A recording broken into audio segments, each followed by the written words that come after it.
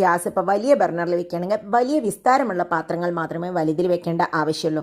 ഇതിപ്പോൾ കണ്ടോ, ഞാൻ വലുതിൽ വെച്ചു, അതിനെ ഞാൻ പിന്നീട് ചെറുതിലേക്ക് വെക്കാറാണ് പതിവ്. ഒന്ന് തിളച്ച് കഴിഞ്ഞാൽ വലിയ പാത്രങ്ങളാണെങ്കിലും ചെറിയതിലേക്ക് മാറ്റിക്കഴിഞ്ഞാൽ അത്രത്തോളം നമുക്ക് ഗ്യാസ് സേവ് ചെയ്യാം. കൂടാതെ ഒന്ന് തിളച്ച് കഴിഞ്ഞ് കഴിഞ്ഞാൽ നമ്മൾ ഗ്യാസ് ഒന്ന് കുറച്ച് സിമ്മിൽ വെച്ച് കഴിഞ്ഞാൽ തന്നെ കുക്കാവുകയും ചെയ്യും.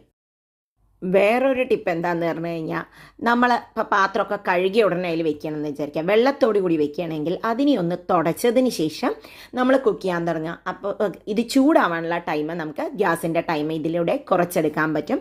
അതും വളരെയധികം ഹെൽപ്ഫുള്ളാണ്.